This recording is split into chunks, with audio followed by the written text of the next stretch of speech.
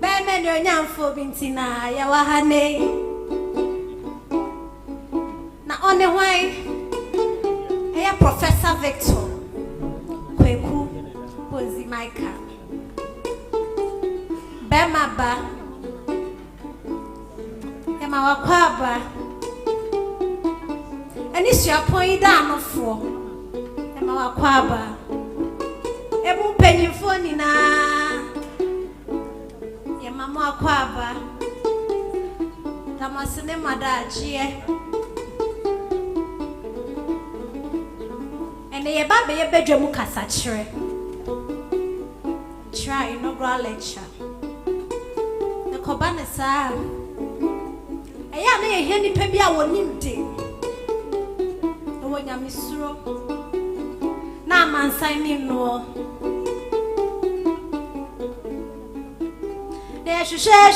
she moi ya Prof Vice Chancellor ni eni she ne so that was the waje nchre amanfo the Prof Vice Chancellor ni ye ba be kasa Prof amanfo no anwe ya so ye betie o Inshuranka yefuna wawo yada wase yesre nyame mao wedi fremo ni ufibem onyame no anka ho abreni na yada wase Prof ebreni don adru e don de braso se wo ba be kasa I don't need breadroom. I don't need breadroom. I don't need breadroom. Kaso, kaso, kaso. Prof be kasa. Kaso, kaso, kaso. Kaso, kaso, kaso.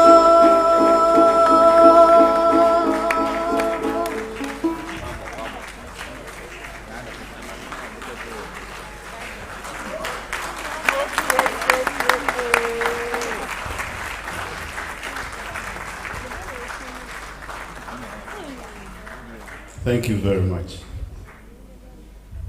The chairman for this occasion, Reverend Professor John Frankie Shin. The representative of my Lord Bishop, Dr. Dogbe, AME Zion Church, Western West Africa, Bishop, that is Reverend Abedu, past rectors of this university, registrar, Director of Finance, other management members present, deans and directors, members of convocation, alumni, staff, retired staff, students, Nananum, the clergy, family members present, the media, distinguished ladies and gentlemen. Before I go to my presentation, I would want to touch a little on my background that has influenced my study and my area of research. As a child, I grew up in a large home in the Futu land of Winneba, a place where everyone had the sense of belonging, where everyone's child is a child to all adults. The aged, the middle-aged, and children were in large numbers, and we belonged to each other, sharing things in common in terms of sleeping areas, food, care, and direction. Ebusuapein Kweku Akraba, the head of the family, had a lot of control on the activities in this big family. Married to some number of wives, of which my grandmother was one, and had quite a number of children, of which my father belonged to those children. Did best he could to maintain the family and the home with words of wisdom, phrases with in-depth meanings. You always needed interpretation to statements he made when he is angered and when he is to sit on cases in the family and out of the family. little or no understanding that I have to these phrases and statements. They were woven with delicate strings of words that needed a lot of wisdom to unwoven or to even understand. And this was his regular way of going about his activities. As young as I was, it was a Bible that I knew had set words that leaders at the Bible class will have to interpret for us to understand. Then we were made to believe that God spoke in parables so that the wise could understand what he intended for us. As young as I was, all I was expecting were to see these parables only in the Bible, but not from our homes. But Ebusuapin Kweku Akraba delight in the usage of these well-woven phrases and statements, which made me curious in trying to get more and better understanding of them. Well, I barely understood them though. What can I do than to try to decode them with time based on the events and happenings in the family home? At this point, some of these sayings and statements became parts of my discourse, although I could not understand them, as they may seem complex and oversimplified. A typical word I've kept with me all this while is Ofiombosapo, Uchawa, Wasansada. And those from the fancy land will understand that when we talk of Sade, that is the saw the carpenter uses. And when it cuts you, it's more painful. So when somebody closer to you bites you, it feels more the pinch than somebody from afar. Proverbs, as I later got to know they were called, became an alibi in my regular discharge, especially when I wanted to be mischievous with colleagues. I really took advantage of this. And this has served as an inspiration to today's lecture and my research over the period. It is with immense gratitude and a deep sense of responsibility that I stand before this esteemed assembly today to deliver my inaugural lecture. To be granted this platform is a profound honor, and I thank the university leadership and my colleagues here present for the privilege given me. The intellectual journey that culminates in this moment has been one steeped in rich cultural heritage of the Akan people, a heritage whose echoes resonate powerfully in both verbal wisdom and artistic impression. The title of my lecture, please can we move to the slide? The title of my lecture, so as I've indicated earlier, this inspiration from home and around the family is what has prompted me to delve more into the Akan proverbial art. But I asked myself, how well can we keep this culture than to solidify them by making the intangible tangible to be felt? So I chose this as what I will speak of today as one of my research papers. Echoes of Wisdom, Pragmatics of Akan Proverbial Art to the Cultural Sustainability of Akan Proverbial Culture.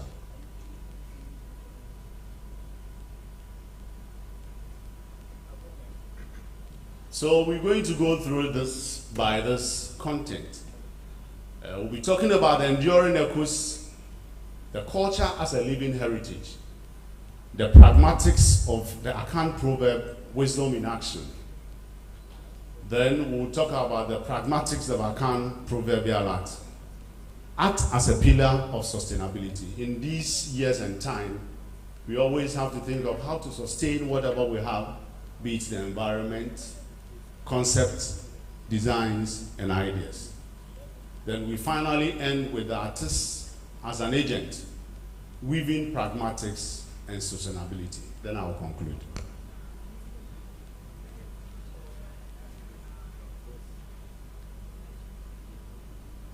So we want to get to understand what we mean by echoes of wisdom. I would want to break it down for us to understand. When we mention echo, mostly we know them in music, where words are repeated in some kind way.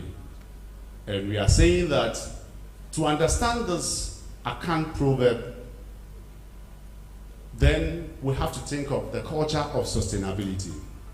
So that is one of the areas we'll be touching on. Then we'll seek to explore the intricate and vital relationship between the practical function of art inspired by proverb and the ending life of the proverbial tradition itself. We are delving into two main concepts. That's the pragmatic.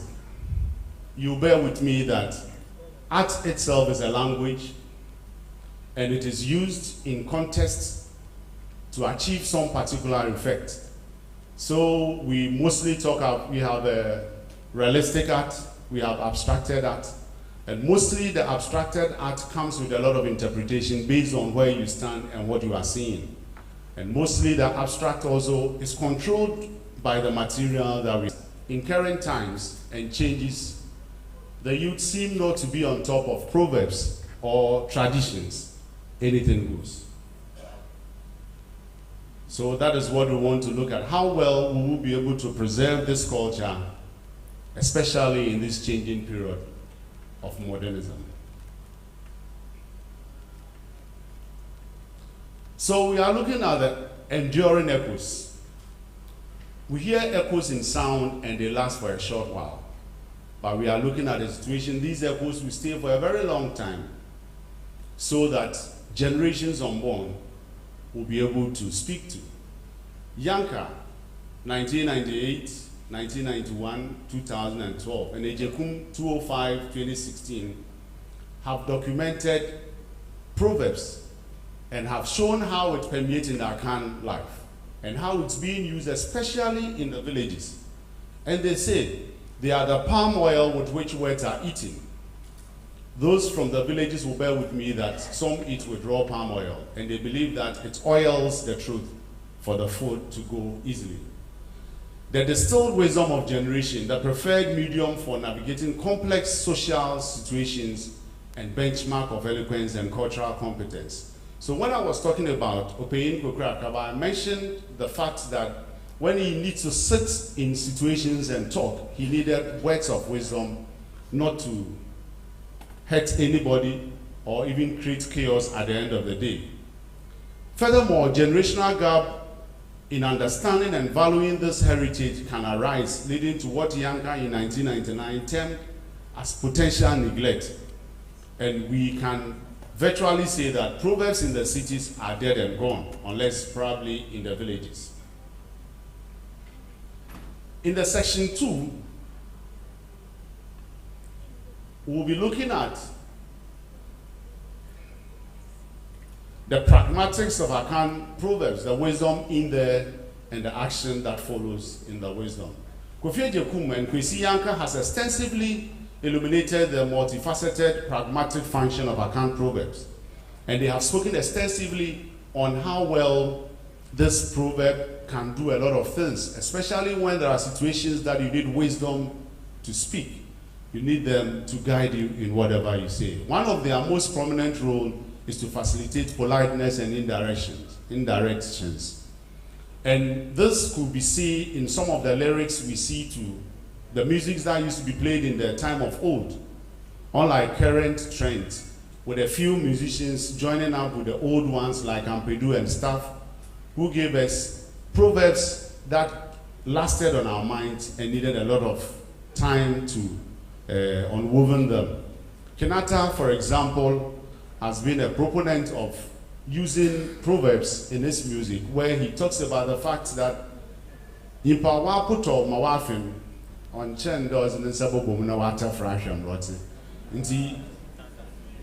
his works as a musician, apart from the high life music that we've heard earlier, he has also tried to bring proverbs and some sayings to the audience to make it more livelier. Ejekum in 2019, on his work in Ethno Pragmatics of Akan Advice, highlights how proverbs are interwoven with directives and expressive to shape the advices, understanding, and encourage compliance. These words, mostly when they are spoken, lies mostly on your mind for a long time when you want to understand it. And this function is crucial for enculturation and integrational transmission of the Akan conceptual scheme as discussed by Jachi in 1995. Their metaphorical nature allows parties to discuss contentious issues indirectly, fostering a space for resolution rather than escalating confrontation. And proverbs also function powerfully in reinforcing cultural norms and identity, as I said earlier, in all these villages that we mostly have been neglected. Their day-to-day running comes with this proverb. And some particular proverbs shows where you are coming from, whether you are an Akan, an Ifutu, or an European, and all that. In one of the proverbs that I came across that is situated in the US says, you cannot change horses in the middle of a river, which means you will get drowned in the course of changing horses in that area. Finally, proverb can be employed for social commentary, allowing speakers to critique societal trends, political actions, or individual behaviors through the lens of traditional wisdom. And this will be seen more in the discourse we'll be having in the works that I'll be showing with time. In essence, it shapes relationship. I said earlier, Akraba was able to use those words, Kweku Akraba was able to use those words so that it does not hurt relationship. And that also guides his action. Once you are given those proverbs, then you need to be careful what life you lead and what value you have to add to that. So now we are going to give form to these proverbs. The fundamental shift is one of tangibility. As Kwame Amu-Alabi elucidates in his work on reading intangible heritage in tangible Akan art, the process involves translating the unseen beliefs, ideas, philosophy, proverbs into visual, visible, and physical forms. And that is what today we seek to show to you and explain to you to see how well proverb can be used to achieve this aim. This act of making the intangible tangible is inherently pragmatic because it alters how the proverbial wisdom can be assessed, experienced, and utilized. The symbol and motifs used becomes part of the visual lexicon. A coded language representing the Akan worldview, values, proverbs, and aesthetic. Once a sculptor illustrates Jiami, you know that there is a presence of God in what the person intends to share with you, and that's more theological in principle. I've seen in the works of sculptors like myself, I've happened to have Professor Evans Donko review some of my works over the years, and that particular works were made to enhance female visibility and strength in the family system. Proverbial art offers an embodied experience of wisdom. Unlike a fleeting spoken word, a sculpture can be walked through, around, touch, and experience the spatial nature of it. And yesterday we felt that at the exhibition, which is still ongoing till Saturday, where people had a feel to go around to confirm some part of human nature, some activities of nature. And I mentioned to somebody that all the works we produce, however abstract they are, when you go around the market areas, you see people with such characters. So they are not alien, they are indeed with us. The art object becomes a locus of communicative action, giving enduring form to function, wisdom of the Akan people. So now we come to the works that the sculptor has produced. And we had the exhibition mounted in the library. We want to explain the concept for the library. Most of the time, or in the ancient time, we knew that artists were made in the homes of the chiefs or in our traditional homes to preserve and prepare items for daily use. I was lucky to have been taken to a university by my parents, and I pursued sculpture, which traditionally belonged to apprentices. And after acquiring that knowledge has been used to impact on others, and it has become a living testimony based on people who are working elsewhere by themselves and living by what they have learned from me. So we decided to have it in the library to show the relationship between art and knowledge, between art and academia, between the encasement of art in our life and progressively sending them around life to let everybody see what we have. And in there, we have some of the sculpture pieces, and mostly they are female figures with some head resting on books, illustrating some could have those knowledge but can never use them. They just sleep on them. But we have made sure the little strength our mother and our father gave us, we've been able to showcase them and use them all around. So we wanted to relate the works to knowledge and the sustainability of knowledge in our current academia that we have. And fortunately, I have had the opportunity as an artist to serve at the top management level of the university, which also comes to play a role in the showcasing of the arts this year. And in the case we have in here, we mentioned that Oba Kwadwofo comes in, so you could see the head that is resting on the book. That has nothing to eat, because once you rest on the book and you don't use them, it becomes useless. Now, Oba wasn't Bofoze, Okom Mpani Fieda. And what we are trying to do is, from the works we are exhibiting, I intend to give the chance to anybody who walks around the work to be able to label it based on what comes to mind when you see the work. So for the first time, I'm doing multiplicity of tagging of art pieces, where we don't give a definite name, a definite interpretation to a particular work, but you will have to do your own interpretation once you get close to the work. Sembeini Yua, and Bada Omwezi. And you could see from all the cases there are women in there. In some homes, the men have decided to sleep. So once they sleep, women will rise up and do what is expected of them.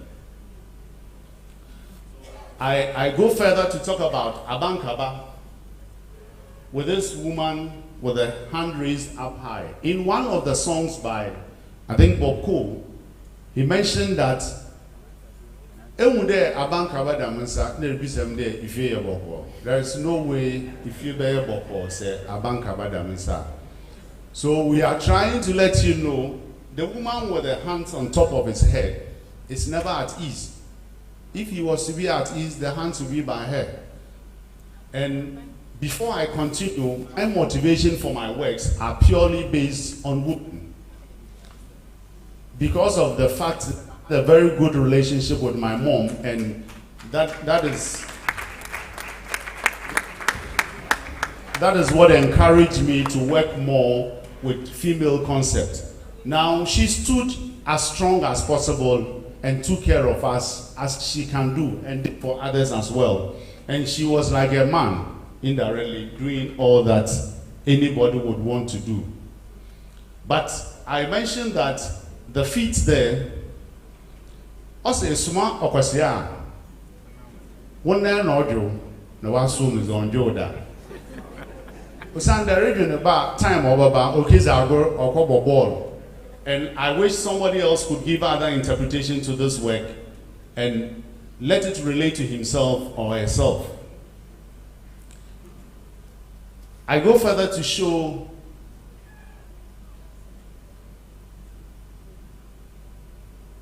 and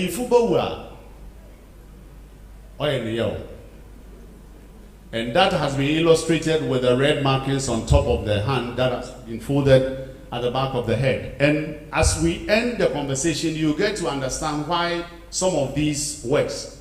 The artist is controlled by the material he has. And I make sure I don't waste a lot of material, but allow the material to control my thoughts and what I have to show. Abio in Shada. Nobody knows when calamity will befall on somebody. So he has his hand raised at his back. And in a mourning state. Obi bo udia onye ye odo beka chodo hian kan. And so all bo udia de wu a, you just die and go. But also hian kan was it's perpetuity. That's what you're going to live by. And I place their hand at the top because when we are in dire need of staff, when life is not going well for us, that is where we place our hands. And also say, and similarly, these actions take place when these issues are happening in our homes. And that is what is being illustrated by the art piece here. We have the lady there, as I said earlier.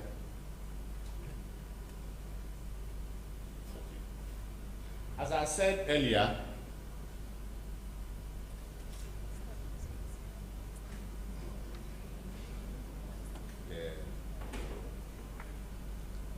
the light is not coming. The pointer light is not on. So I still be pointing at them. So the lady there has her hand placed in the pocket, 2 pockets there. And what it's illustrating is, so here can one,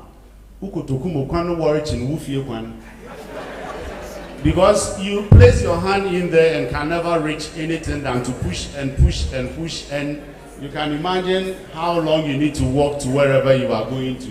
And that is the situation she finds herself. Then, because he has a hand in there, we are saying, Abrewa, Onyisan, na atadwe gunu kotokum. Osanda atadwe ze wonje ngu hokwa worry.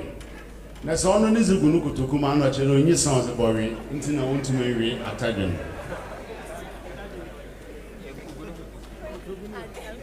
This happened to be one of the works that I really admire by myself, although I did it by myself.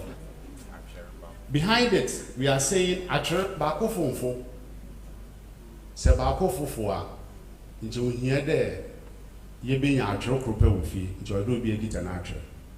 And these are to let us know that wherever you've gotten to, you don't have to get there alone. When you get there, you need to draw people along with you, motivate others to climb up with you. And beside it is the same work, but the frontage is saying, Watcher of our comfort. So we made the face scary, some part hidden, to know that it doesn't announce its presence. It comes as and when you are not aware that this is what is coming to you. So these are some of the making sure for sustainability's sake, we don't waste wood and we just get connected to the material that we are using to get what we want. And this work specifically gives a lot of thought to meanings, to things that happen around us. Well, a town woman, a dofu. So the work up there has one's lip almost getting to the ear to tell him something, although they are all facing out of the ring. But there is somebody in there. So be careful when you are talking of somebody among some group, because you may never know the one he loves in there among them who will be sending it away. Then we'll go further to say Itil Kurumpam, because they are 4 in number and one does not think by himself. You need others to think with you. Then we went on further to say Fontum Fulfu, Nadencham Fulfu. 1 year fun boom now so waziza wapro Sunday ziban what's in wenum. Because if it enters the belly, it belongs to all of us. But what shows I've eaten, I need to enjoy the taste. And the part of taste is on the tongue. So we all need to enjoy it. Obi nubusiefo, I'm still there. Obi nubusiefo, yobi ni papa. And that is similar to the first proverb I gave, that the people will reject as somebody's good person. I remember so well that my big brother used to mention that if you have friends, you have to keep one drunkard in there, because if you fall into the pitcher tree, nobody will lift you up. He will be willing to do that. So he may be obusiefo somewhere, but to you, he'll be a good helper. And this vital one is say onuya mpe onuya sama no nkyere de yema abontin mbamba fanko. So we need to still get together as families, as friends, as relation, and iron our differences, whatever maybe we have, and live together so that somebody from outside will not come to take what rightfully belongs to us. Now, you win the man, may I can de to the quiet. Yanam fair, you boom fair, Nesso Beniana, Ubia Sinisi bread. But that does not take away from us that we should come together as a family in all situations and get together to work together. Okay, so this yesterday we had to do a lot of explanation. That's the female figure with 2 large breasts and pregnant. I have said earlier that my motivation stems from women, not because I'm a womanizer, but I have to issue a disclaimer before.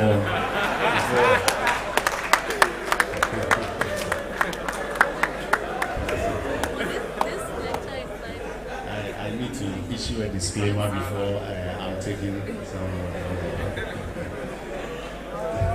So, as I said, anybody who knows me knew how well I was close with my mother, and that I learned a lot from her. The strength, the weaknesses, the issues she never talked about till she died, and all that. But this illustrates that as much as the woman has a lot of breast, if the child doesn't cry, you can't feed the child. Abufro nsuya woman enufu mo. We sande ebi okomens in na aka is izibani piashen man so wa abone yerba. Nti afrobaji dosu ansa na we enufu anu. So ba yinsana wa hu be na obo obisia. Nti the pregnant woman, we don't know what is in there yet, but we know that at least you give birth to a male or a female. Obeyi fuba wa ono so yen yo. Nti me and dream there be you fuze origin bonem no bo wan yen yo ona so yen yo. Na bi o nsu na hu there o yen yo. So the work in that corner illustrates, it's a very tall work if you have seen it personally. But what we are saying is our tallness doesn't draw us to God. It is how close spiritually we are with God that draws us to God. And I have always placed God first in almost everything that I do. And I believe that getting close to Him works better. So we should not be tall, or we should not get up there before we see our Maker and draw close to Him. But draw close to Him in whichever situation we are.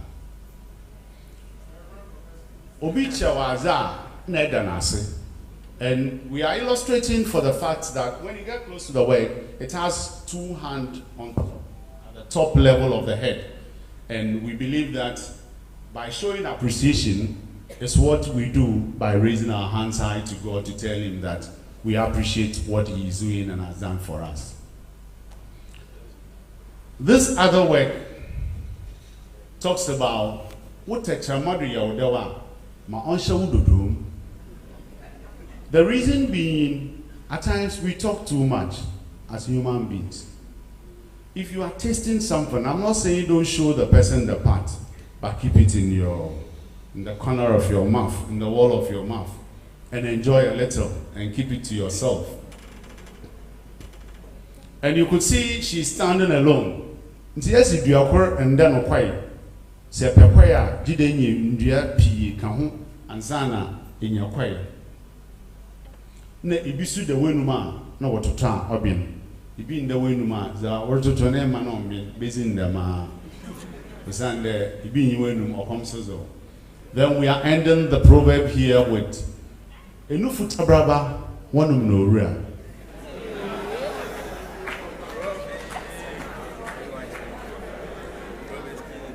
This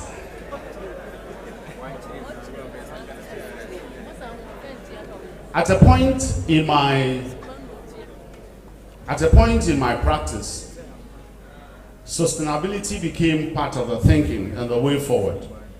Then I realized that the works I'm doing, I'm not selling them, I'm keeping them for now. Yet getting the material becomes a problem for me. So The fired works were the initial works, and the unfired works were the late works, bringing in mind that you could reuse the material. But I'm saying these figures together is Ahonfie Ntiakao, and we have this musician who mentioned as Ahonfie Okwa ma Nusuban Zenesan Befi. Then Oba Moyafwa no Filukun. I know women will contest this. But I tell you, every woman has her money. And every man's money is for the woman and the man.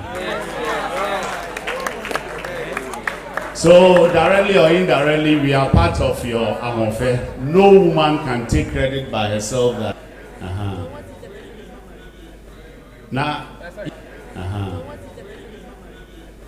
Now, you're casu there. Mbesafu ina yakor. Zoma America de mbesafu ina yakor in there. Say your mammy atana na worse are better American as.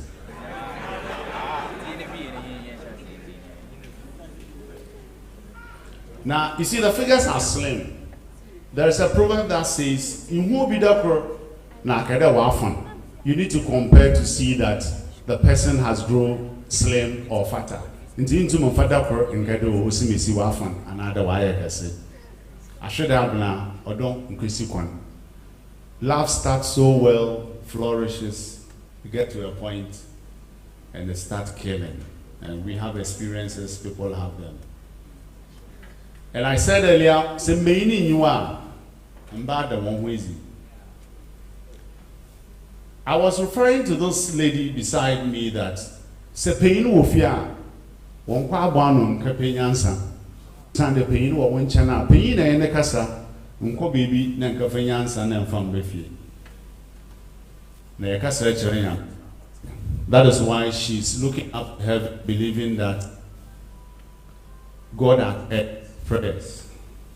Apart from saying oba hu ye fiowa ofirinukun, oba hu ye fiosa oyemanukun. Although now it is changing where when women grow beautiful, outsiders also.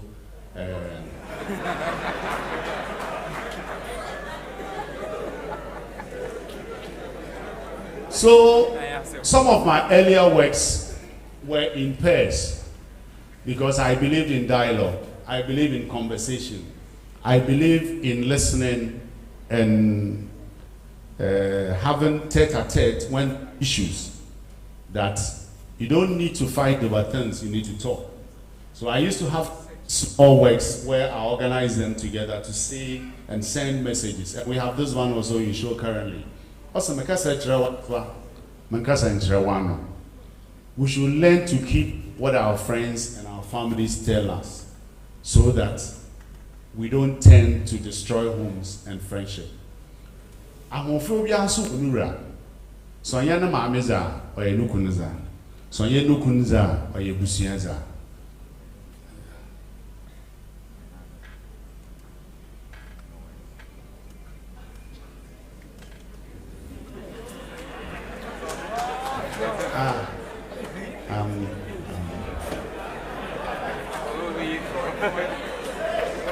Obia was our usher.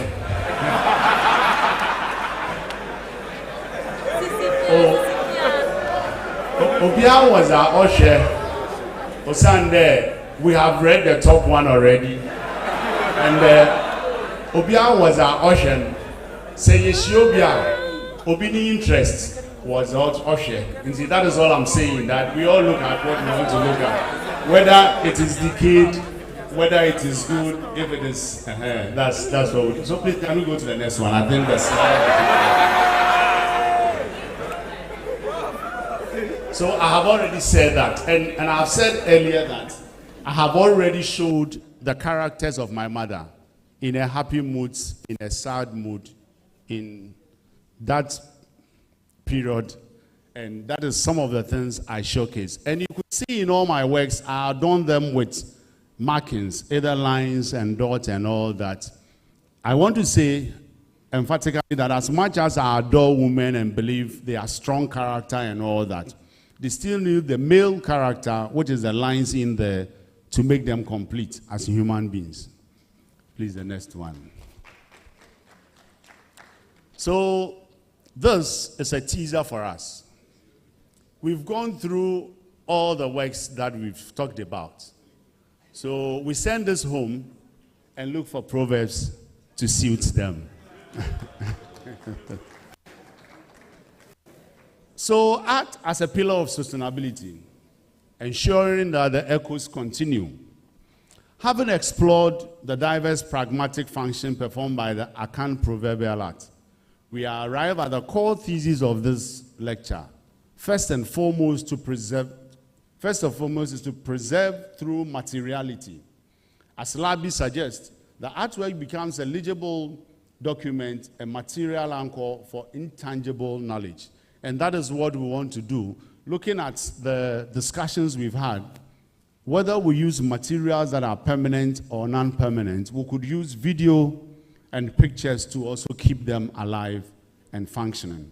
The pragmatic function of visual communication and art leads to enhanced transmission. You could see us looking at the physical works, give us a lot of relationship. We could relate to them, and that is what we intend to have art as a visual communication do for us. Thirdly, the pragmatic art of artistic interpretation foster adoption and revitalization. I'm very sure by the time we leave here, a lot of us will be having one or two proverbs in our minds that we can relate to when issues happen and all that. They reinterpreting it, applying ancient wisdom to contemporary contexts and concerns, as seen in Micah's work that I mentioned earlier, which Prof. Donko and co. had published on. The tangible nature of art facilitates expanded reach and resilience. Unlike oral tradition, artworks can travel physically and be reproduced visually. That's through photography, digital media, and all that. Finally, proverb art serves as a form of cultural documentation, and we hope this that we've done will get us a documentation that can be used in years to come. The art as an agent, the artist as an agent, weaving pragmatics and sustainability. The pivotal role of the artist, that's the Dream 4, which I am proudly, as a craft person, can conceptualize in the Akan thoughts through the works that we produce. And I'm proud to say that all these years, as much as I look for commercial works to do, I have some of these works all over the regions in a lot of people's home to prove that the artist is sustaining the cultures that we have in and around our country. Labi, the Jumfo is highly respected for possessing the unusual skills and knowledge required to translate the unseen, the ideas, the beliefs, proverbs into tangible form. And I must say that although some look down on the artist, we must be seen as one of the best of human beings or academics in here, because we preserve culture, we preserve tradition, we make sure there is continuity in life even and beyond. All histories that have been spoken were based on artistic representations that were left for people to see. Considering the choice of material is one big task: how to cut, how to choose a wood, how to work on clay, and looking at the durability and the aesthetic appeal of the work is a lot of work to be done. And that the artist does, and it appeals.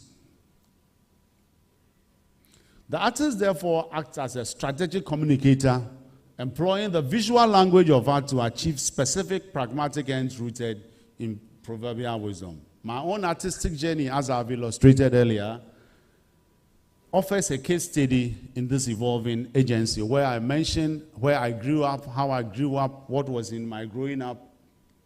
Aside the family values that I had religious and spiritual values also from the AME Zion Church, where even from there you could see how God strengthened us with some of these proverbs and sayings that we always have to dwell on, to think and rethink, to be persons that we are.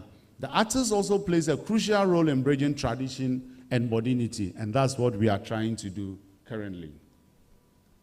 In conclusion, I hope it has resonated clearly that the pragmatic utility of Akan proverbial art, its capacity to communicate visually, as we did to teach effectively, signify identity, to persuade aesthetically, which some are very appealing. Those of you who are free from here could go through the library to see some of the works I have exhibited there, and see the kind of comments people have shown over the period, and you can relate that it's an enduring materiality that we need to contain as human beings. The art does things. It performs communicative and social work, and I've said severally that musicians have been able to preserve it, and we believe the artists can do better by producing solid works that will stay for a longer period. Supporting the artists, the Jumfo, who possesses the skill and cultural understanding to bridge the verbal and the visual, is very paramount. There are times we are small though, but we urge universities to still keep us, because once we leave the system, sending knowledge to the up-and-coming generation becomes a challenge to the nation. We need to embrace new technology. As you could see earlier, I had to be lifting weight a little to get the strength to be carving the locks that I have in there. And I think that at the end of the day, we should be thinking of modern trends of doing these works and be able to amplify it and do it better. The ongoing dialogue between the echoes of the past wisdom and the contemporary artistic expression is vital for a vibrant cultural future. As the Akan proverb says, Okoto onwanoma. So if we are helped to develop and develop others, we'll keep on creating generations that will be able to keep the lineage of maintaining and sustaining this culture, as has been said. And it is one of the most powerful ways of cultivating the ground. Let us remember another Akan saying that Obi nim obrimpona shese. We should look for means of sustaining the arts from the beginning in the secondary school, primary schools. In other jurisdictions, one major course that a child does from the crèche is drawing. And they think that stimulates the mind and give him a best of ways of learning and being able to impact positively to himself. Similarly, the full impact of these cultural practice, this artistic endurance in sustaining wisdom, continues to unfold. Let us continue to nurture them. On that note, thank you.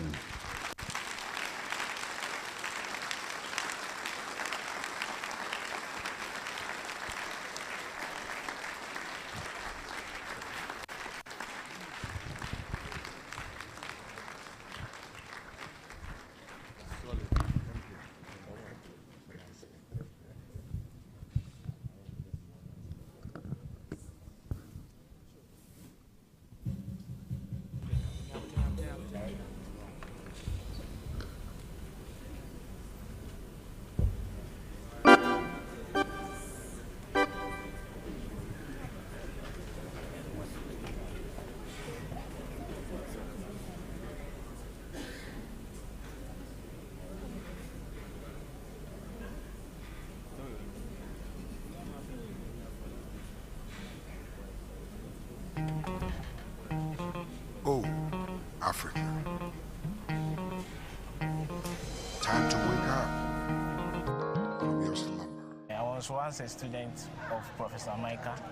He taught me modeling and casting at the HND level when the school was then a polytechnic. I've learned a lot from him. I've learned his social life. He's very calm, very nice and generous to people.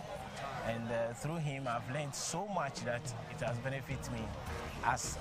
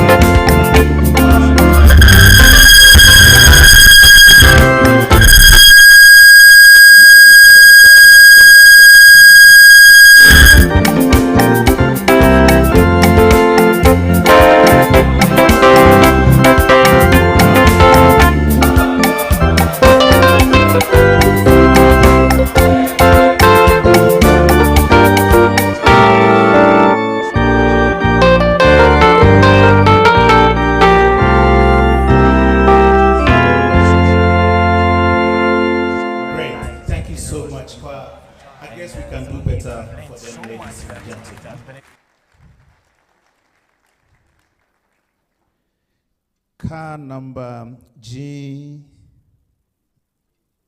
what? GG. Wow. 3218-20. Your car needs you now.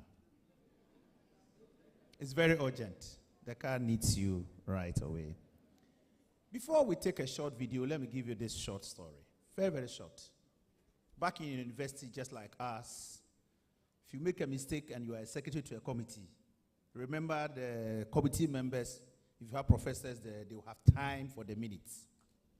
So they came one day, and that particular committee, they've been rejecting the minutes. For the first time, I wrote the minutes, it was accepted. So the chairman, being the vice chancellor, was so happy, and then said, put this in the minutes, congratulate the secretariat. So they did. The next time I went sleeping, I came, they destroyed everything and rejected it. The chairman repeated, remove the recommendation we gave the other time. My media men are excellent, but for today, something small happened. I guess you are ready now, Ernest and your team. Are you ready? 1 minute. Great. Then that means we'll have to do something else. Okay.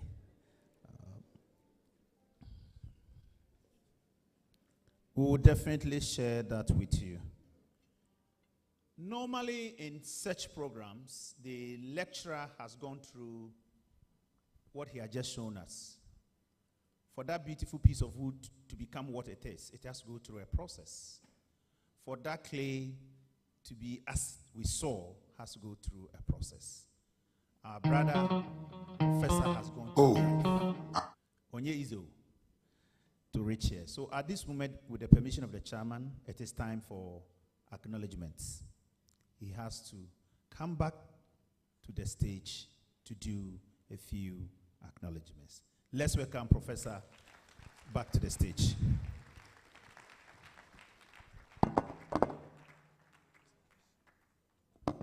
Thank you very much, Registrar. I think a week down the line, I never thought I could stand here and talk. Fortunately, I'm here now. So, having gone through my process as a child to this level, definitely, I've gotten people who have held my hand, supported me financially, physically, spiritually. I have a friend who prays for me so much as if I went to the same theology school with him.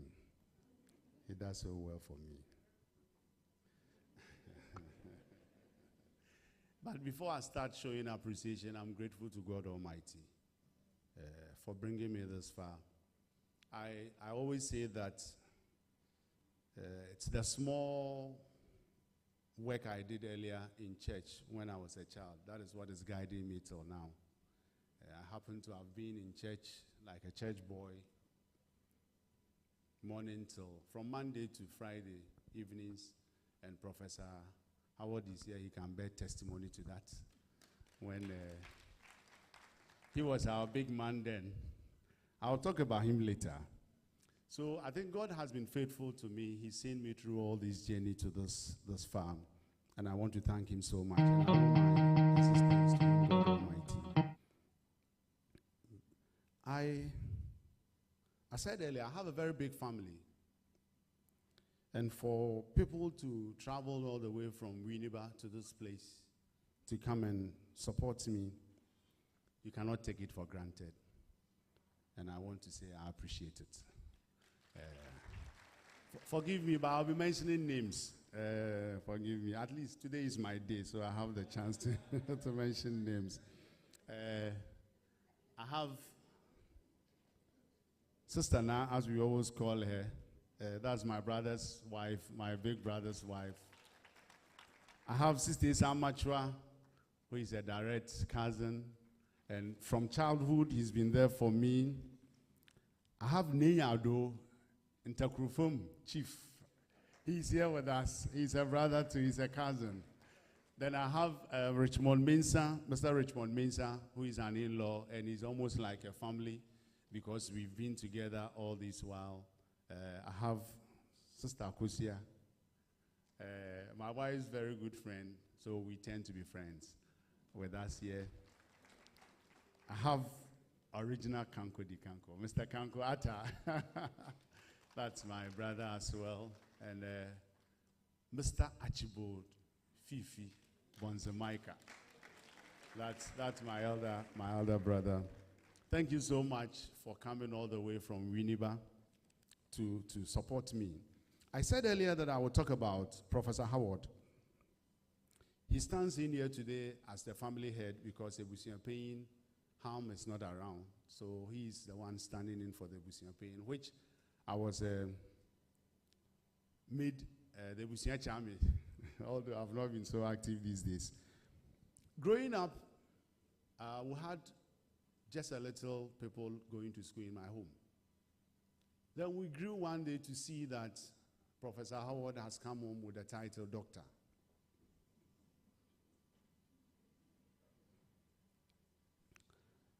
And that made me ask myself a question. What did he do to get there? How did he get there? What's the journey? I told myself, I would want to be called doctor one day. And that time, I think he was the only one who had a doctoral degree in our home.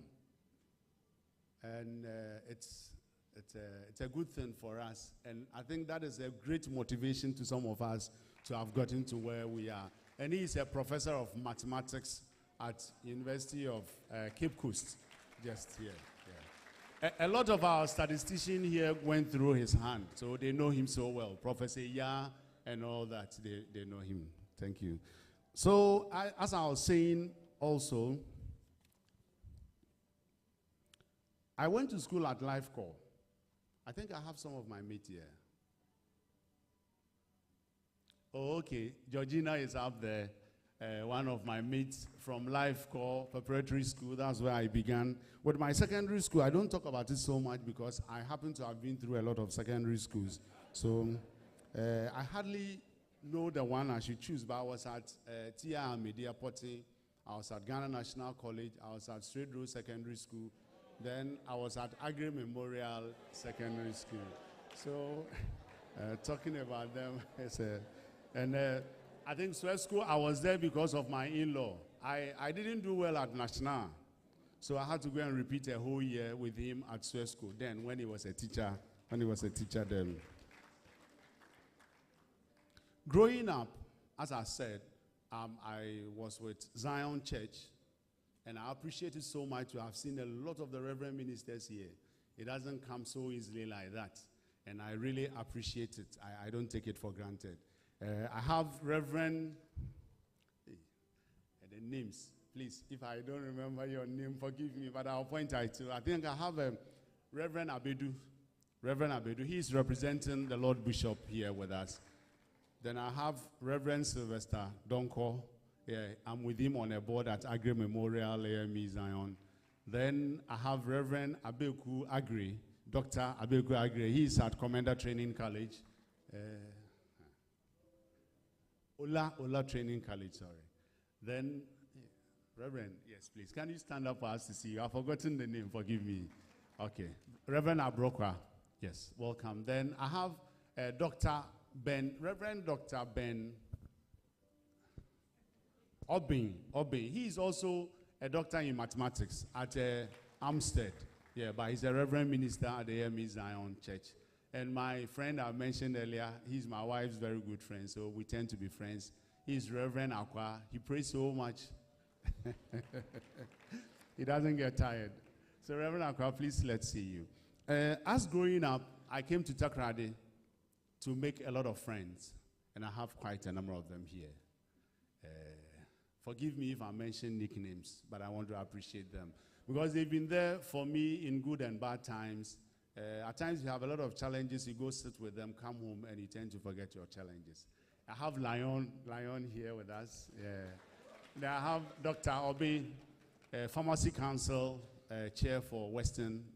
Then I have Mr. Free Bongo, yeah, Mr. Free, he's an architect by profession. Then I have Numo, Mr. Annan, yeah, he's the boss of AESL. And Dr. Sparks, yes, yeah. I met him through Professor Ankama. And Prof. Ankama himself, we've been good friends from in Chakradi. That's not part of the TTU family yet. Then,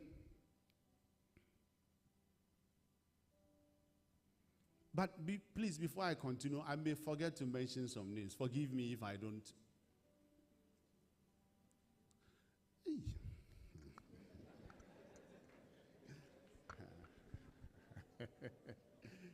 Oh, okay.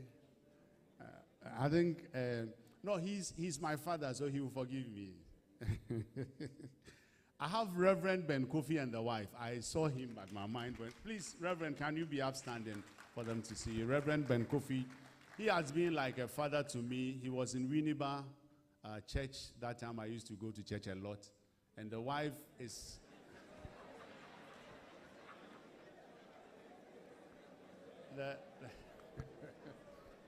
The wife is a family friend as well. And she's very close to my wife. I don't have a lot of friends in Winneba. So those who become friends to my wife automatically become my friends. That's how I live my life. Then I turn here, I almost forget here too. I have Reverend Yao Acheb Mesa and the wife, who are also here with us. Then I have Commander CK. He's also a friend I found in the military when I got to Takrade. Thank you, Commander, for coming. Thank you so much. Then I come to my wife's family. You see, once you get married to, do not get that blessing. I'm fortunate. I have a very good relationship with my wife's family. And I happen to have some of them among us. All I call him is uncle, but I will want him to stand up, and the wife to stand up for us to see them. Uncle Pocho. Yes, please. So he's Mr. Ansa and the wife, and Mrs. Ansa. He was a seaman, but he's now on retirement, and he's in Takrady here with us. Thank you very much, Uncle, for coming. Now I come to TTU. I joined TTU about 20 years ago. Unfortunately, some of my invitees could not turn up, but they mentioned they are here with me in spirit. But before I talk about some of them, I'll talk about Osuenyi, Dr. Osuenyi. Professor Osuenyi, sorry. He is championing a lot at curriculum in Winneba and beyond.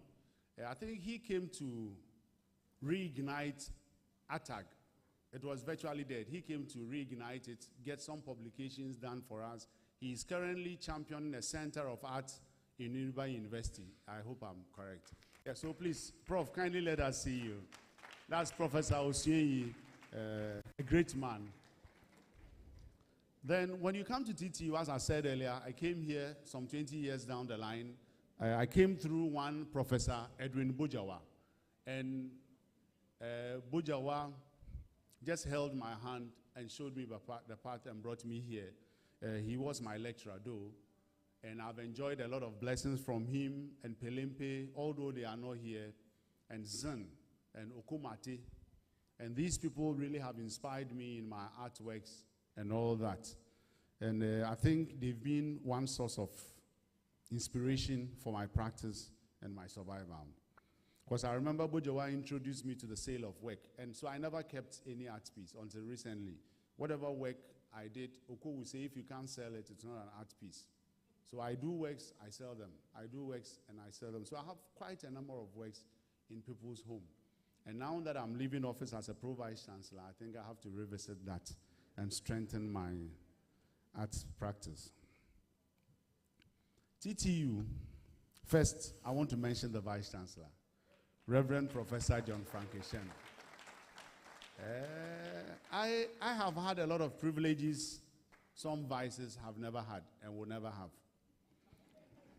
No, because he took me as a brother and a son, gave me opportunities that people never get. And a lot. I think one day before I leave office, I have to visit him in the home and really pour my heart out for him to see how well I appreciate him. He's been so good to me. Then the other management members, the registrar, super. We fight today, tomorrow we are friends. Then the director of finance, one mischievous human being. And that's what he does to me. Mr. Kwao is my brother, a big brother. Then Papa Finn, the Reverend. I came here to meet friends I had at Tech as well in this university. I met Owusu and Sankra, Professor Owusu and Sankra. We were like this at university. We came to continue from here. Prof. Safo Ankama, Professor Boachi, I taught him. That NDC man, I taught him. So, and I came to meet him here as well. Bruce Amati, Professor Bruce Amati. There are many, I don't know. I've worked a lot. So all I would say, Professor Bentel, and all I would say is I'm grateful to all of you at TTU who have helped me in diverse ways. When I was a dean, I had Juliana Abrakwa, who did marvelously well for me, and I'm some way, but she's been able to contain me till now. Nana Kwapon, Olivia, Madam Ruth, and Auntie Betty, solid. They've been there for me. In all my years as a Pro-Vice Chancellor, I've enjoyed a lot of privileges some never have.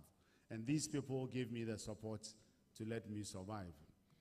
Then those other staff I have there, I don't know if they are here. Chantel, Ira, Michael, they are here. I'm grateful to all of you for the support I get from you. Even those who have left my office still come around, like Michael, Francis, Robert, all these people. They've worked past years in my office, but still they come to work with me when I'm in need. Yeah, as I'm ending TTU, there are some names I've kept with me, and I'll end with them. What's the Okutobunyi na Onyimendase? Now, my pastor, Reverend Zomolo, did some teaching on ingratitude is a cripple. Ingratitude is a cripple. If somebody does something for you, you should be able to show appreciation. And that's what I believe in. The smallest thing, Ankini Flame of Blessed Memory said, because you need to get water for him one day when he needs water as well. And that is what Professor Evans Kujodonko has done for me.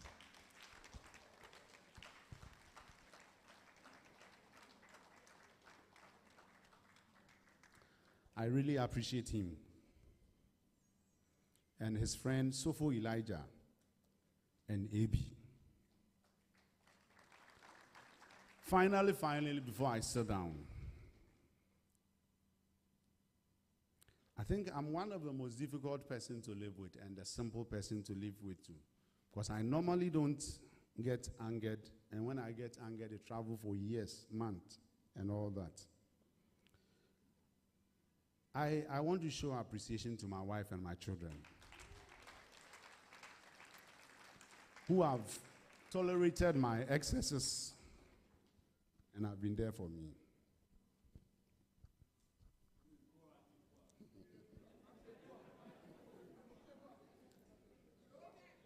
Thank you to everybody. Thank you. Let just run down. Hey, the PR office. Prof, they are one group. I think I'll buy Fanta for them to drink. Thank you so much, and may God bless all of you. Thank you.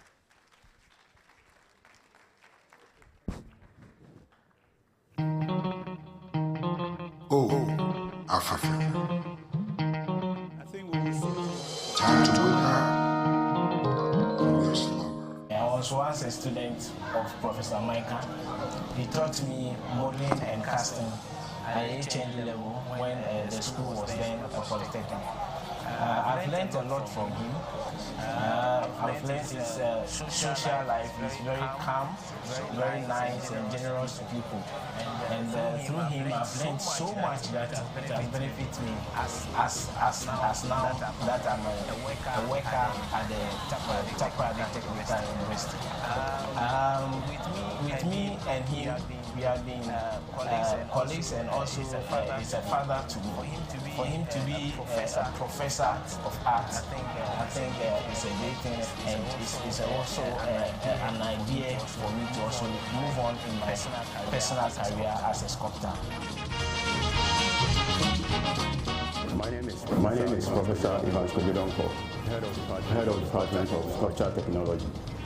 I've known Professor Kweku Bondzi Micah for 20 years as a student around 2005 till date, and now Professor in art at the Sculpture Department. He has been my mentor for over 20 years, and I believe I am today because of his contribution towards my life, and I'm grateful for his contribution through his expertise as an artist and academic. Professor Kweku Bondzi Micah has contributed to the arts and the technical education of Ghana, especially Takoradi Technical University, both national and international.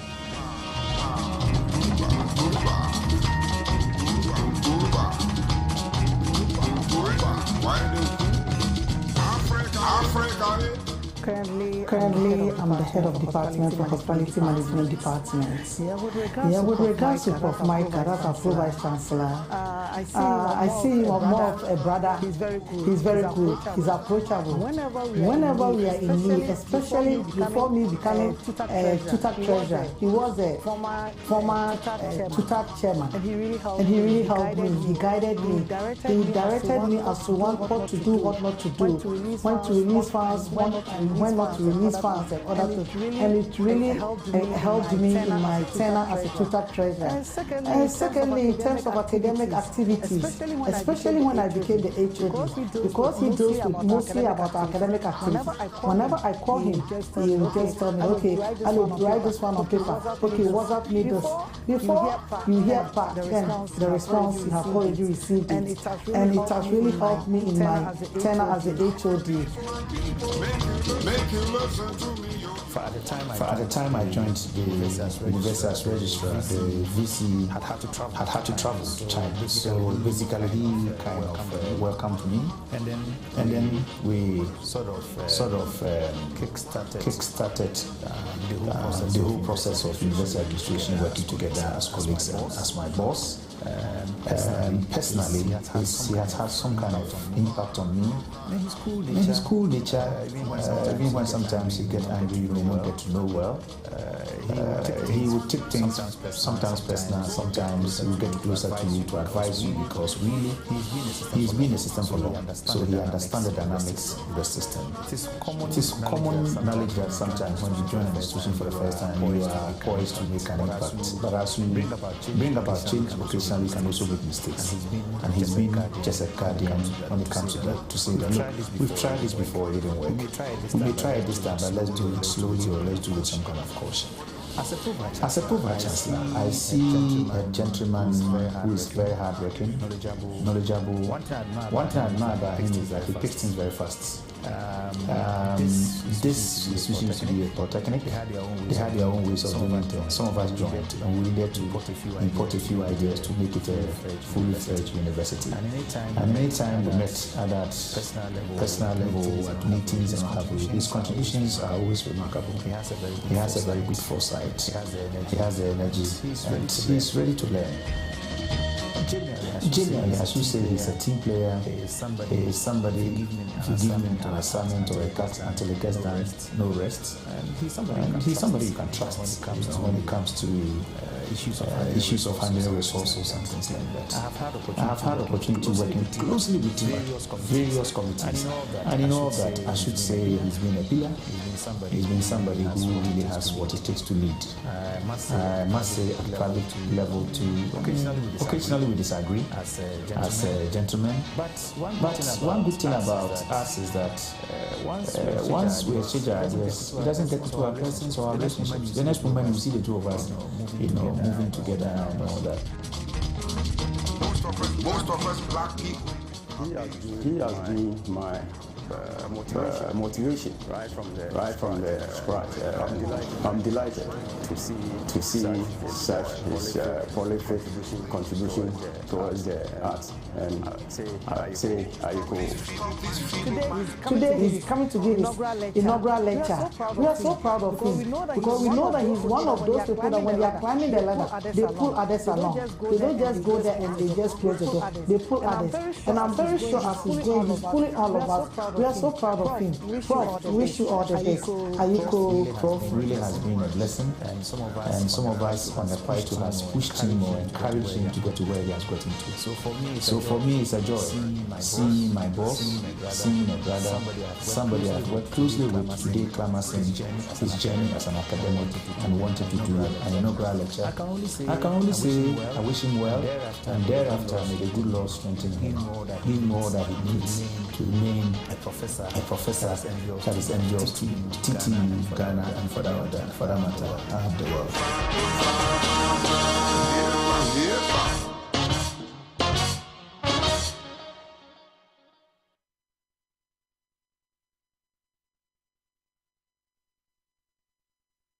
Again for them.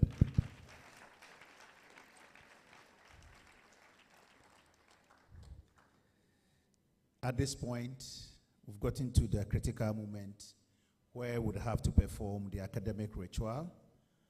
At this point, he would have to be derobed and re-robed. What he's wearing is his professional gown. Now we'll give him the academic gown.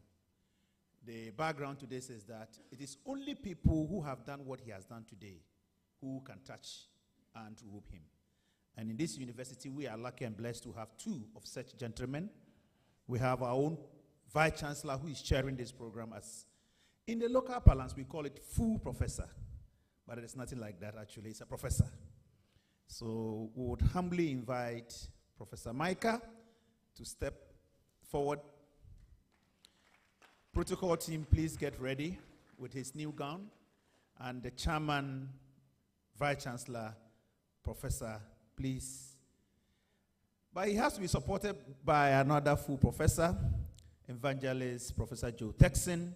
He did his first inaugural lecture, followed by the Vice Chancellor. Today we have the third one. So, yeah.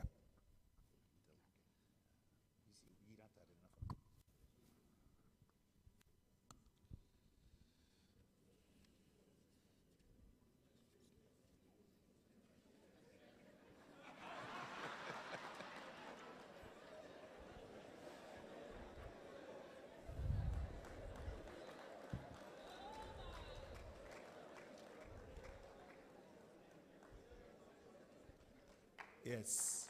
Can we have the, yeah.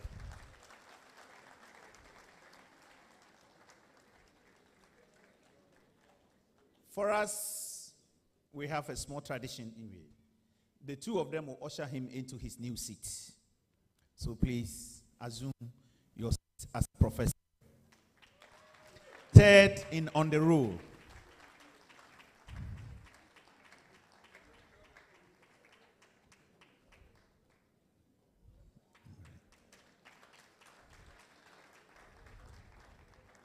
Congratulations, Prof. Congratulations. I think if you agree, please let's appreciate him once more.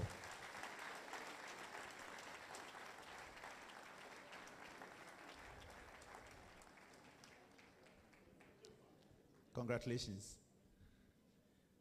Let me confess. He and I, we have professional fight. And we have the academic one. Today, we have cancelled all. It will be left to the personal one. Right. So, Prof, respectfully, This is the time for you to have your handshakes. So humbly walk up stage. Perhaps maybe you want to do it down here too, so that people will not be climbing too much. Yes, please. So for the handshake, definitely the reverends amongst us, the men of God, please take the lead to give him a handshake and bless him.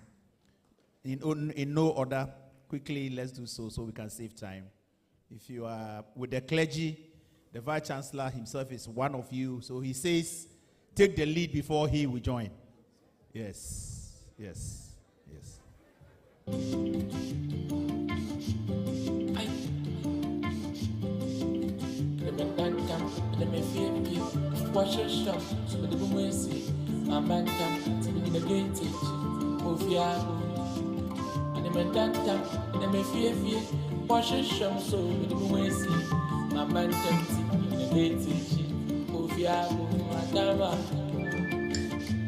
Tama kofiabo atama ofibakabu atama oditokwabu kofi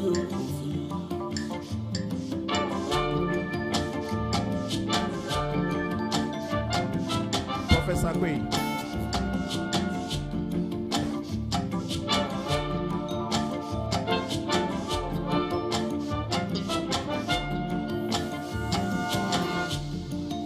All assistant professors. Sabashana kofi wo.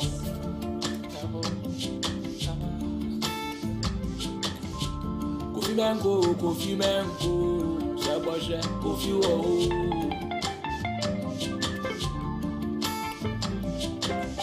Kokana nena jina ninchanu pono, akroma lecheno. Abane Nigeria sinu kofi, niwe bebro. All deputy registers. All deputy registers, please follow.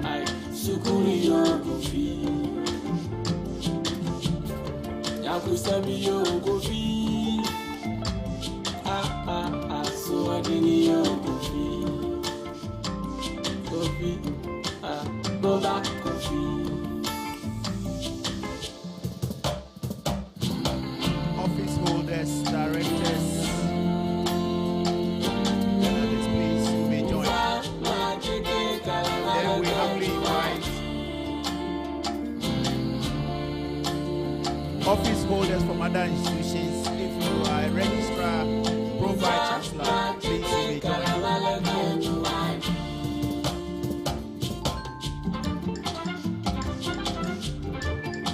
Professors from other institutions or universities, deputy registrars from other institutions, please, you may join.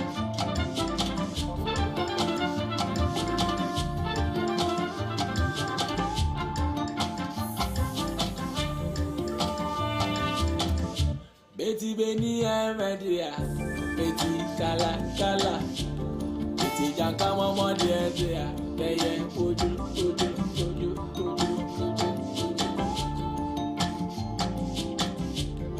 Kwazukwa kudo, kwaba meli mejaleke, bado debi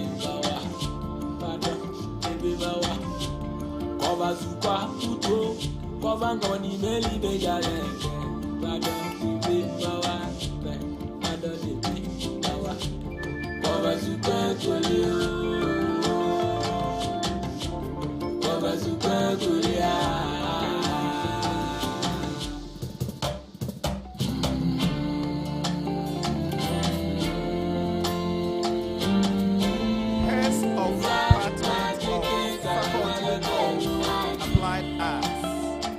All HODs, applied arts, please, it's your turn.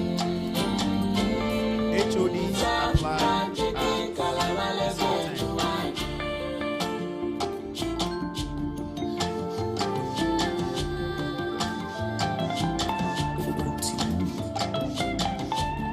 HODs, Faculty of Applied Arts.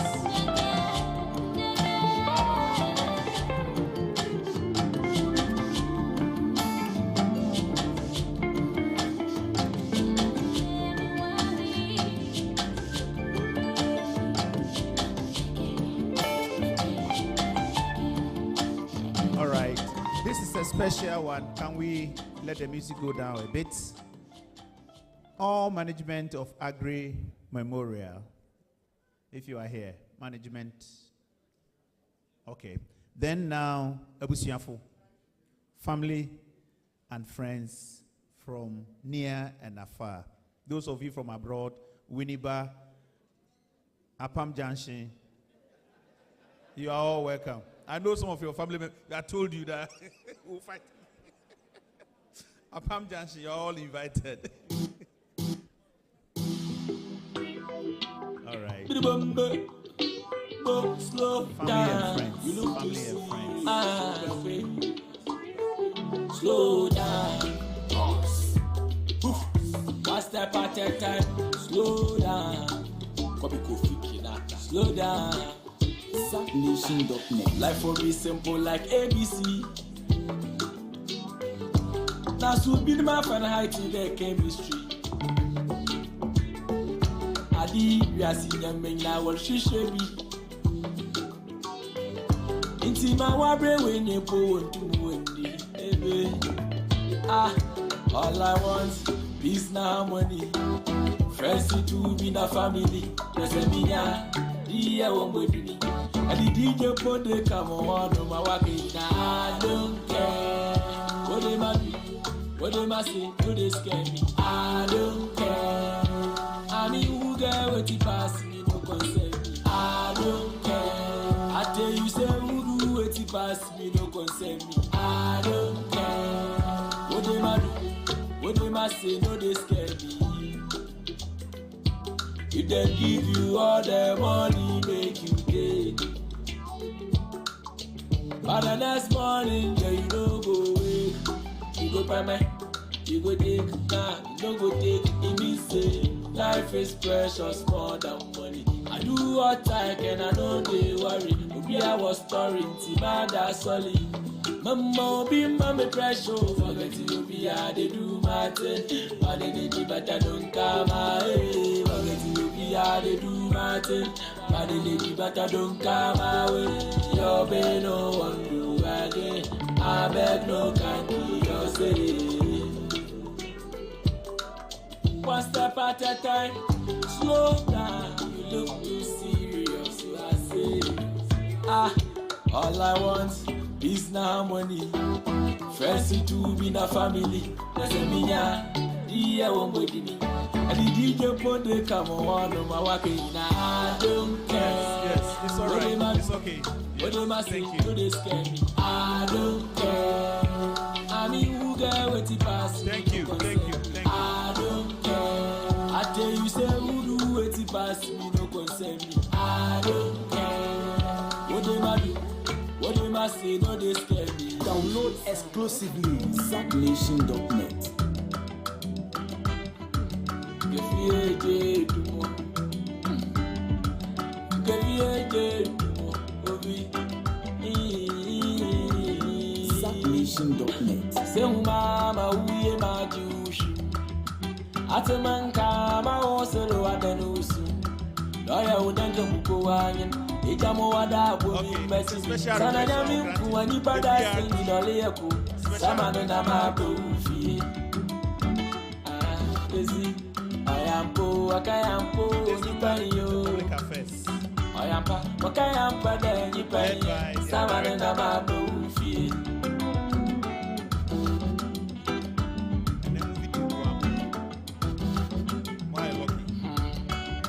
Papa dio so I said, I am a brother. Ejina Mifia.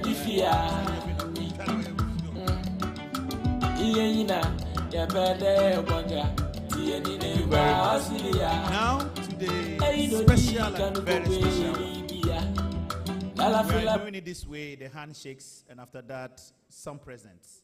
But the family will start to do the handshake, they will do the presents, take a photograph before they allow others to present anything to Prof. So Antiqua, the space is yours. As for you, I'll give you no time. Special. Right. Oh, I thought we would appreciate the woman who has made him a professor.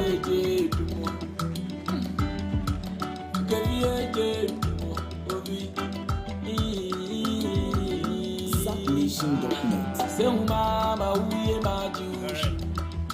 Atamanka ma oselo adanusu. Loya udanke mkuwanyen.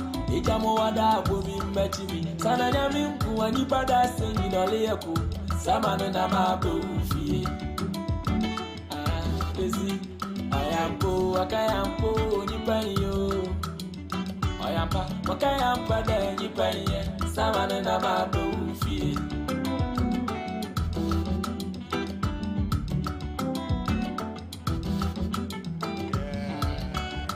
Papa dio, so I saw no buy my brother. Ejina mi fear.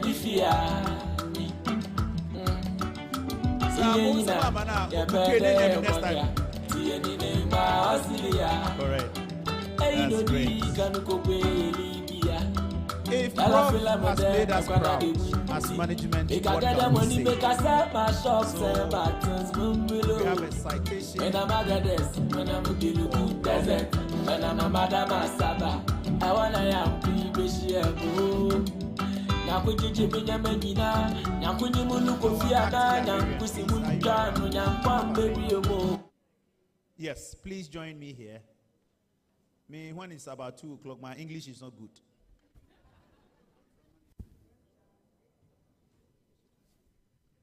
So, before we do the reading of the citation to Prof, all management members present, kindly give a handshake. Oh, okay. All right, thank you. Chairman has directed. So, please, management, then kindly help present it. VC, kindly help present it as well as.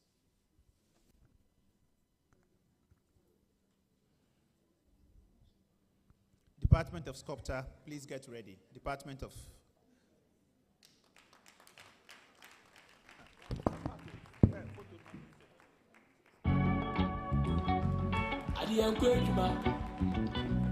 As someone suspect, when you pay as a SuckNation.net. and if you are you out, no, so how far, Miss Alpha, out of all that city, almost a very good piece of one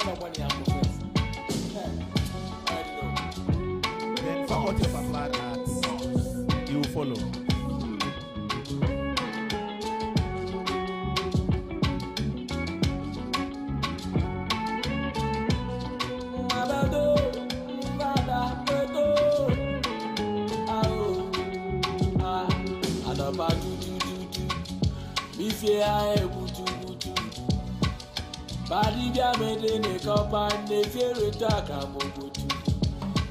So Department of Sculpture, have you done yours? That's a musa or mamusu. Office of the Prof, please get ready.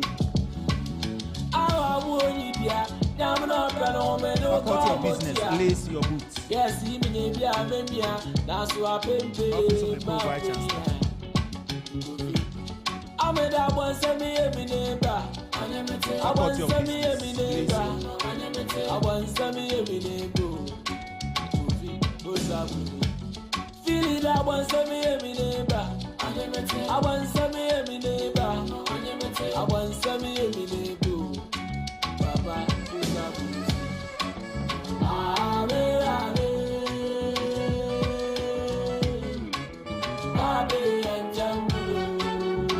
Faculty of Business, to be followed by extended.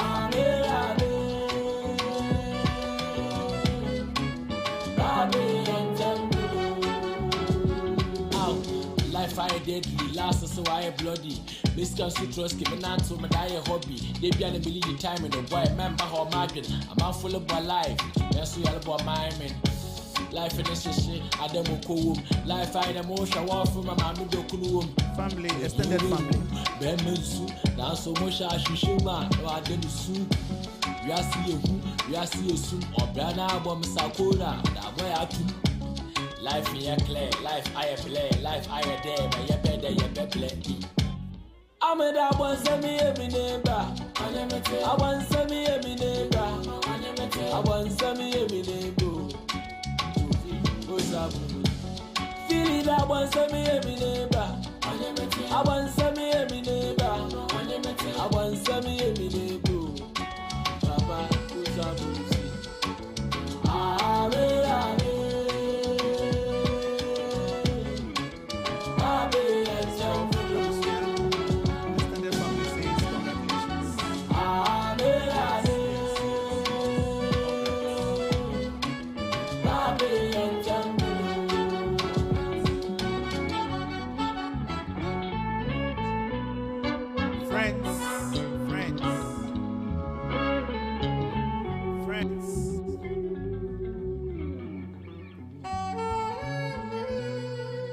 After the friends.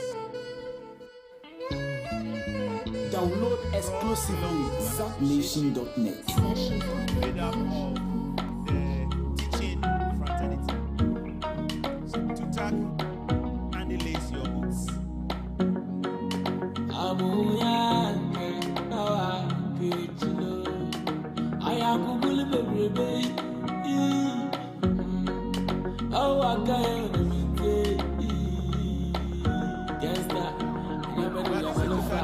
Somebody who likes women. Mama was one among Casam, Bichro, Rasano Super, but it's cheaper and We interrogate that statement for you. Ooh, so boto. Now the Ajanamfa, Redanka, the Munianka, Anyway, at a guy man, Bialanchini, Fiasa. Mama Chilamodo, Daddy Mpo de Walla for share, Mamba keep your player, Namasho Messia. Thank you very much, Prof. Micah. Was once a TUTAC president, and he did well by increasing our numbers, and he ensured that every lecturer becomes part of TUTAC. Seriously speaking, we stand here today to congratulate him and support him in all things that he does. We say congratulations. Today we present this to you. Congratulations. Thank you very much. Thank you, Prof.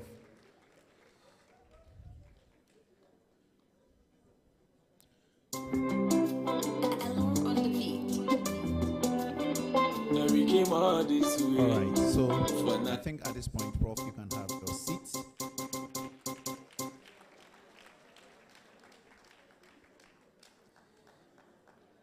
I may not have the opportunity of coming upstate again after the acknowledgements made by Professor Matthew Bruce. The chairman will give his closing remarks. We will take our closing prayer, and then we all will get out there with our new professor to have photographs with him.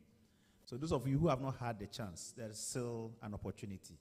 Then thereafter, we are all moving towards the library ground floor to look at the works that he exhibited to us here.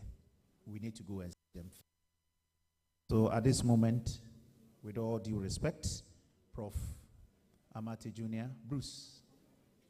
Prof is on here. Okay, good. So after that, the chapter will pick the closing prayer, and we are off here. Thank you. Thank you very much, Registrar. So, Micah has done part of the work for us. So we're going to set aside those of the guests because it's done virtually almost everybody. Okay. Forgive me, I'm a little bit.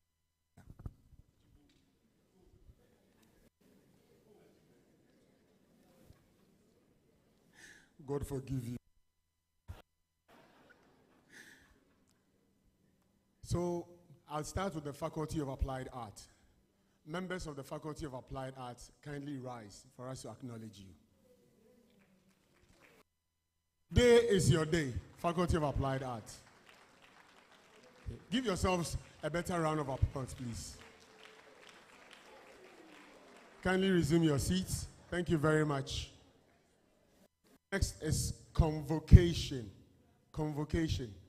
Shall we rise? Convocation. Beautiful. Clap for yourselves. Let's clap for them.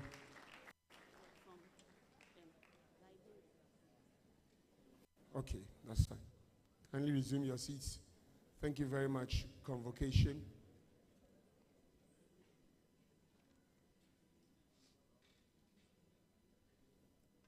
Deans and directors. Please forgive me if I skip you. It isn't deliberate if I do so. Evangelist Professor Anthony Joe Texan is the Dean of the Faculty of Applied Sciences. We call him the Dean of Deans. Next is Professor Richard Kweku Akwe, School of Graduate Studies. Professor Owusu Ansan Ankra, Applied Arts. Professor John Bentel, Maritime Engineering and Nautical Studies. Professor Mrs. Abigail Gura, Faculty of Business Studies. Dr. Emmanuel Corpain, Faculty of Engineering. Professor Victor Nufam, Health and Allied Sciences. Do we have FAMTELs? Professor Gladys Amakwoti, Built and Natural Environment. Professor Solomon Abeka Kielsen, International Programs and External Linkages Office.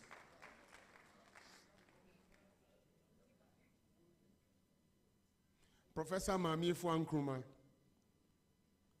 Directorate of Research, Innovation and Development.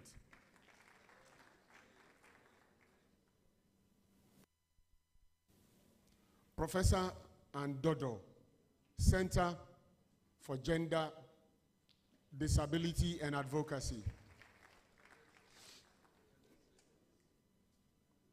Professor Kweku Safo Ankama, Institute of Distance and Continuing Education.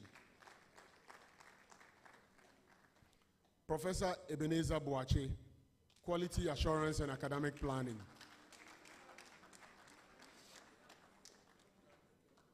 We also have Professor Emmanuel Mensamba, Vice Dean, Applied Sciences. Professor Frederick Boache Adam, Vice Dean, Applied Arts. Professor Eric Kojo Misa, Deputy Director, IDCE.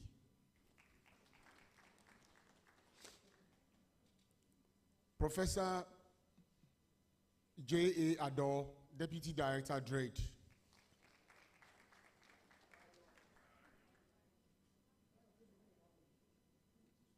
Professor Winfried Ajaja, Vice Dean, Faculty of Engineering.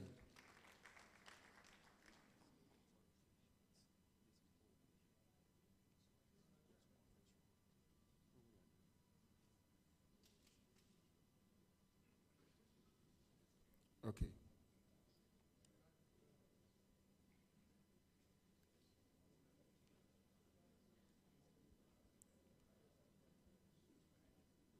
Professor Evans Donko, HOD Sculpture.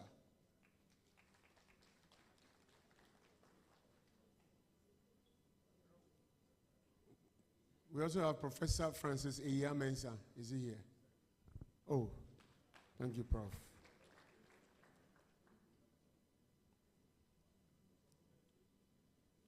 We also have our Deputy Registrars here.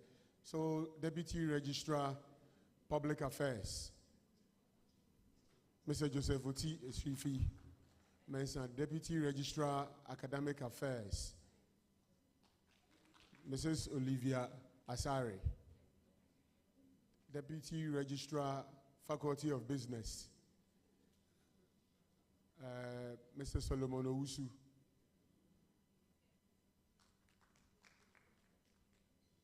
We also have Professor Kofi Asantiche, HOD Ceramics.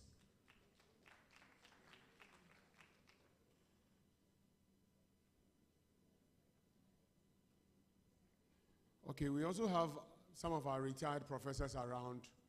I've seen a former HOD of graphics, Professor B.J. Sebe. The B is Bartholomew. I'm sure his father was a catechist.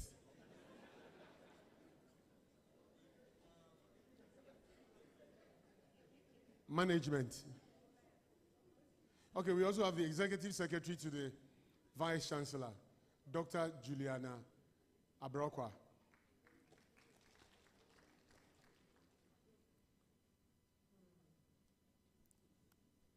Papa Kwame Nafin is our acting librarian.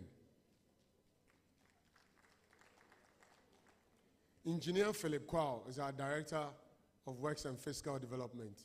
I think he stepped out. Dr. Gabriel Sam Ahimfo is Director of Finance. Today I'm not throwing any shades. You have had enough. I feel for you. Please clap for him.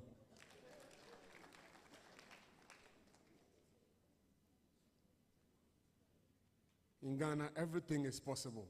You know what I'm just about talking about. It is possible to make 3 PhDs in 10 years. Dr. Moses McLean Abnori is a registrar of the Takoradi Technical University.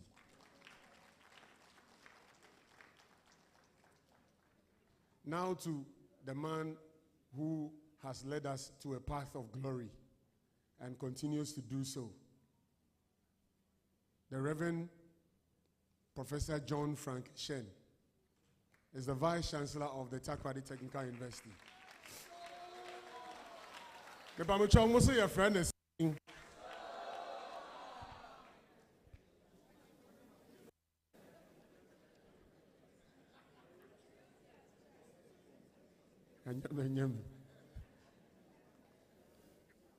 please, we are to follow this protocol soon after here.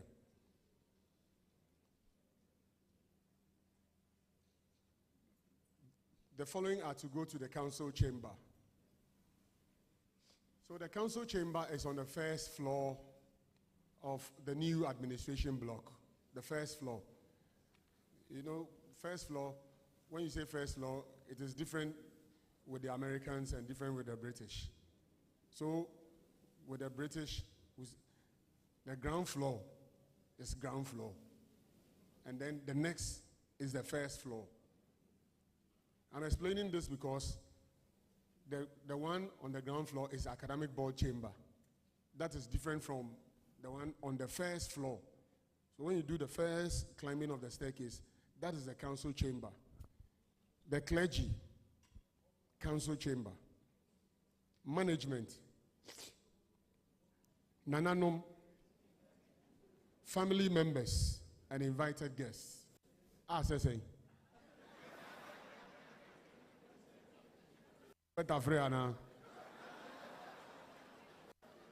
Listen again.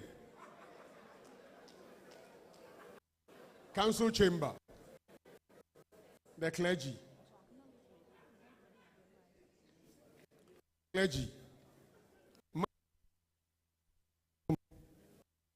family members and invited guests, council chamber. Conference room 1. Conference room 1. Conference room 1 is in this building. So when you go out here, it's on the right. Conference room 1. The professors, deans, vice deans, directors, heads of departments, deputy registrars. Ms. Oti, what is DPA? Director of Public Affairs and Convocation. Convocation. Conference room 1. Then, those of you who own these vehicles, kindly draw close to your vehicles because you have blocked some others from moving. WR 38618. WR 38618. GW 56022. GW 56022. GT 2419 14. So GT 241914. Then GC 69720.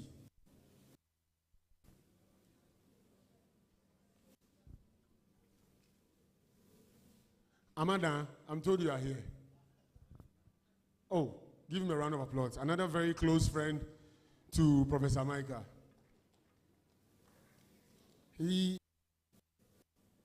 works in the hospital as a laboratory. He's a laboratory scientist, Dr. Amada. He says, what are best friends for? Please give me a round of applause. I hope everything is done. Okay, so thank you very much. If I didn't, secondary schools. Do we have Bumper? I'm told Bumper is here. Bumper. Oh, Bumper Secondary Technical. And that one is Adiembra. Adiembra, thank you for coming. Thank you so much for coming. And then various teachers from secondary schools within the metropolis. Kindly give us a wave. Teachers, thank you for coming. And then all other staff of the Takoradi Technical University. All other staff of the Takoradi Technical. And then the Students' Representative Council, executives of the SRC. Kindly rise and give us a wave. Thank you for coming. Thank you. So we have the president, Selwyn Ebenezer Mensah, the treasurer, private hostels coordinator. Thank you. Thank you all for coming. Tomorrow at 10 a.m., we are going to continue with our Human Library series. And we are going to have a very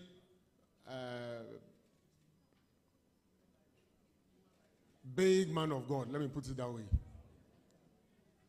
He is going to be our human library for tomorrow, and that is the Archbishop Palmer Buckle. Please come early enough to book a space, because we anticipate that tomorrow there will be an overflow. So kindly come early enough to get a very strategic space in order not to be left out. Thank you so much. God bless you.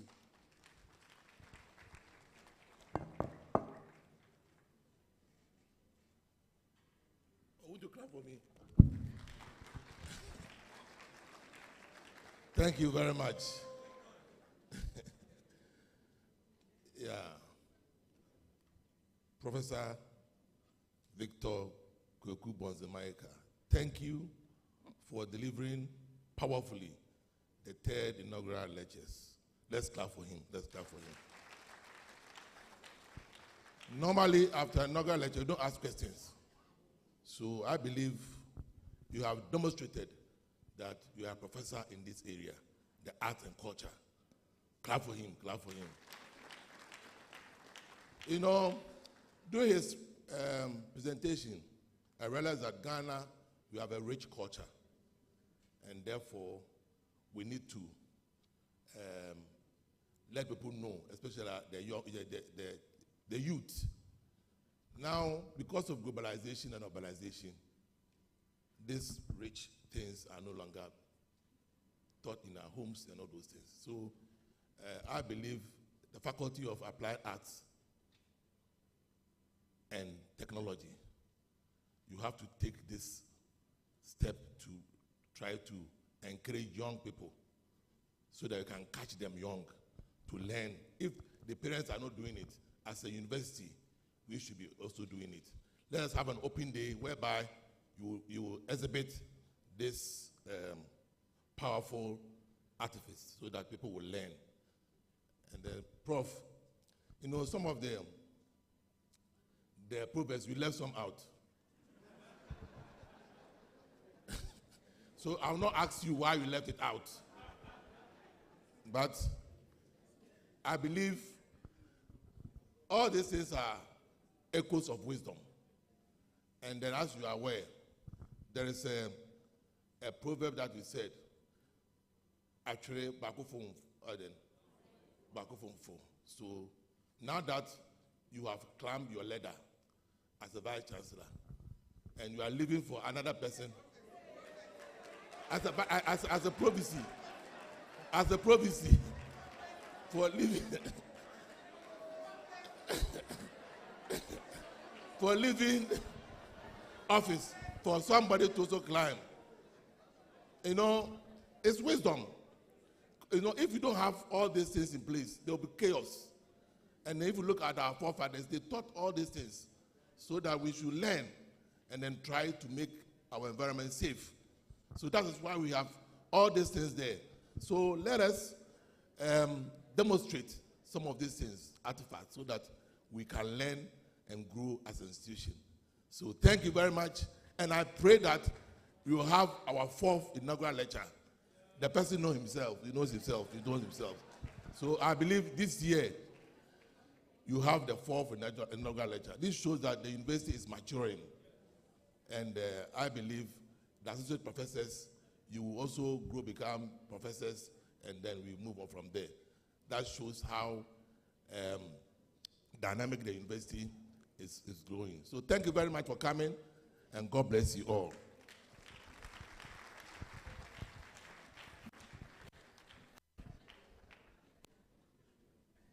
Please, shall we rise as we close?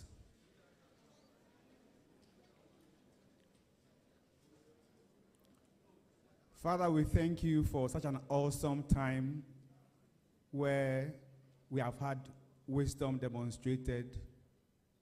We pray and we thank you that you who are the giver of all wisdom will imbue us with all wisdom as we leave this place.